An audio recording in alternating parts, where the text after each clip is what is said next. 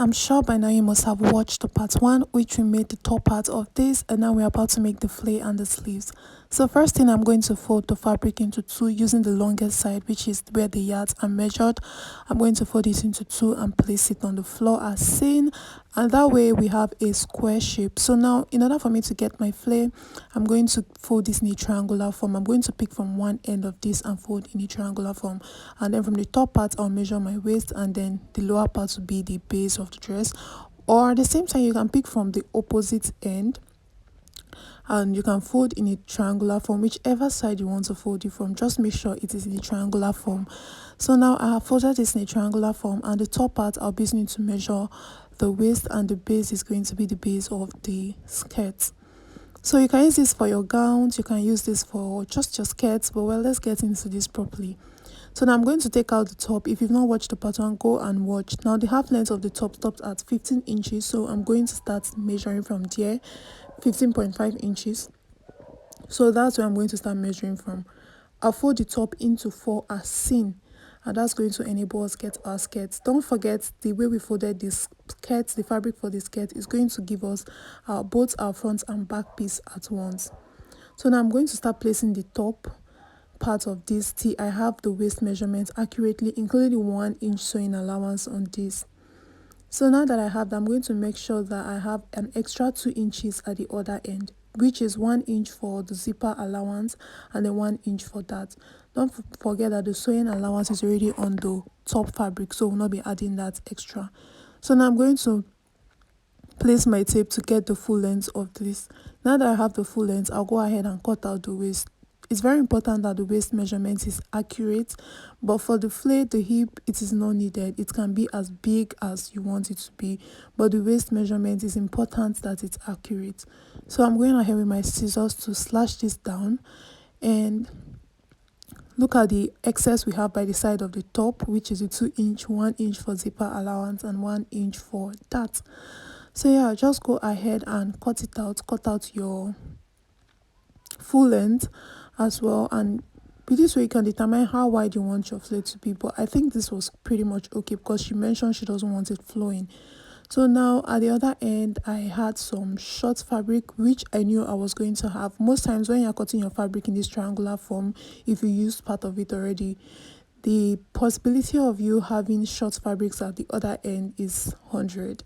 So now I'm going to take out from the other fabric and I'm going to place on this, and I'm taking it to my sewing machine to sew up to complete the shortage we have at that end. So once you are done sewing it, make sure you give it a good press. When you give it a good press, it won't even show that you've added up something. Anyways, so now I'm going to fold this up again in order for me to slash out the excesses, now for me to get my skirt accurately. So I'll go ahead with my scissors and trim out the excesses from where we've already added up, and here we have a full skirt here. So now I'm going to place the both pieces of the skirt, which I told you that folding was going to give us 2 pieces. Now I'm going to determine the back piece. For the back piece, I'm going to slash this into 2. Don't forget we added 2 extra inches, 1 inch for zipper and 1 inch for that. So for the back piece, just divide this into 2. Now for the front piece, since there will be no zipper for the front piece and we've already added up the zipper allowance, I'll go ahead and reduce 1 inch from the front piece because the front piece does not need a zipper allowance. So we have just extra 1 inch for the front piece, which is going to be for the dart. Now I'm going to go ahead and start marking the darts because I'm going to slash them out. The dart is 3.5 inches, don't forget, which is the apex measurements that we divided by 2 for the top part, which we did in part 1. So I'm still going to bring that apex down to the skirt, and I'm going to just mark down. Now for the full length of the skirt, which is the base, I'm going to divide the full length by 2 because this is a flare dress, so our dart should go in a flowing pattern as well. The base is 23 inches. I'll go ahead and divide the 23 inches by 2 using the tape method, and I have 11.5 inches. Now I'm going to go ahead and mark that 11.5 inches for the dart of the base, if that makes sense, because the dart is supposed to be flowy, the slit is supposed to be flowy, it's not supposed to be straight, because if it's straight it's going to be too opened, it's going to be too obvious that there's a slit and she might not be so comfortable with it. So now I'm going to connect it in a flare pattern to meet the 3 point, the original dart on the waistline, and this is what we have. So now I'm going to join them up. I'm taking this to my sewing machine to sew up, and I'll determine which side is going to be for my dart. And I have sewn this up already. So the next thing I want to do now is to start attaching my back piece to my front piece. So I'll place it up as seen, and then I will take 1 inch from both sides, because that was the inch we had on the shirt, and that was like the extra that was added to it from the top part. So now that I have the skirt all sewn up, I'm going to go ahead and place the skirt on the top, making sure that the side seams align. First of all, that's how you're going to get it accurately, making sure the side seams align. So I'm going to go ahead with my pins and attach them. So if your side seams do not align, then you have to go and loosen up and make sure that it aligns. The side seams must align. So I have sewn this up, and I'm going to go ahead and attach my lining. The lining is going to help me cover up the rough edges at the waistline, and it's going to also make this fabric a little bit rich, because the fabric is quite light. So the lining is doing a lot of work for us. So I'm going to place it as seen, but the lining is pretty short. I made it quite short, not so long. And I'm going to sew it up. Yes, so this is what it's looking like. It's kind of looking like a wedding dress. I know, right? So now that I have the lining, the next thing to do is to sew up the 1 inch at the back for the zipper. Don't forget to sew your dart too. Don't forget to sew your dart for the back piece while sewing this. And if you don't know how to sew a dart, please check. There are so many videos on YouTube on how to sew a dart, and if you want a detailed video on that, let me know in the comment section.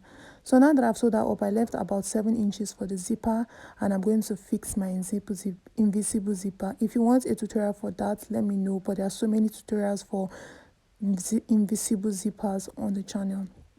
Now I'm about to cut my sleeve. For the sleeve, I just made sure it was very big, but I'm going to put out the measurements for you to see. For the length, I used 14 inches. For the width, I used 13 inches. For the top, I used 10 inches, and then the armhole side was like 3 inches.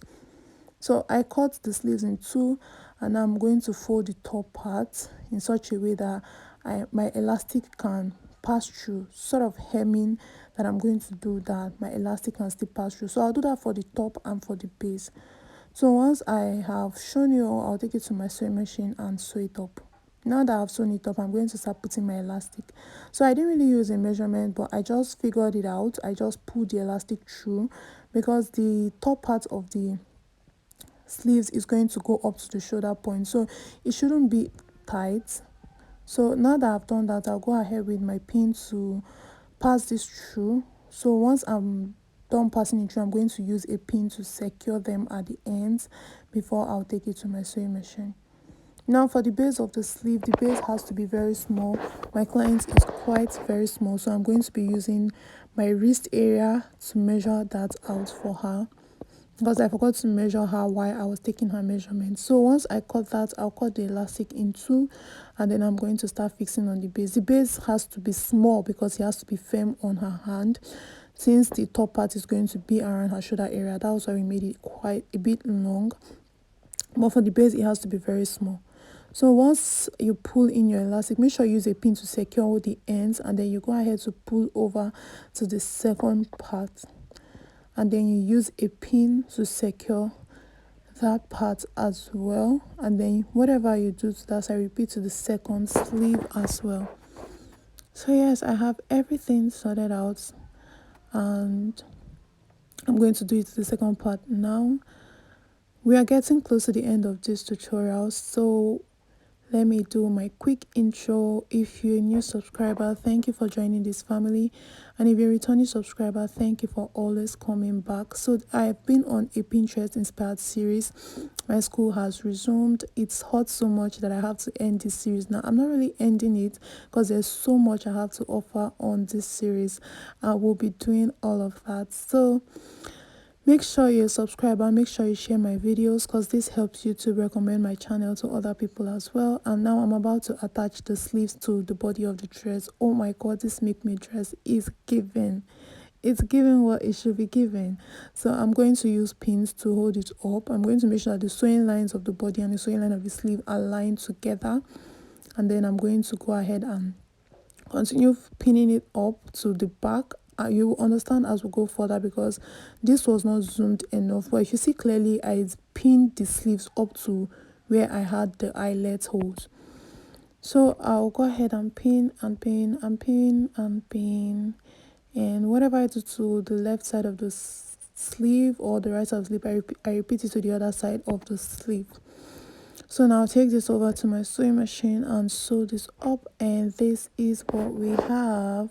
This is what our dress is looking like. This is the finished result. And this is what I was talking about for the back, the way I attached the sleeve. I made sure it got up to the end of the back. So last thing you want to do is create like a rope using the fabric, so you can use to tie up the lace at the back. So I had my little cousin model this for me because I hadn't delivered it to the client yet, and I wanted to upload a tutorial. So see you all in my next tutorial. Make sure you subscribe and don't forget to share, because this helps you to recommend my channel to other people. And that being said, see you all in my next video. Bye.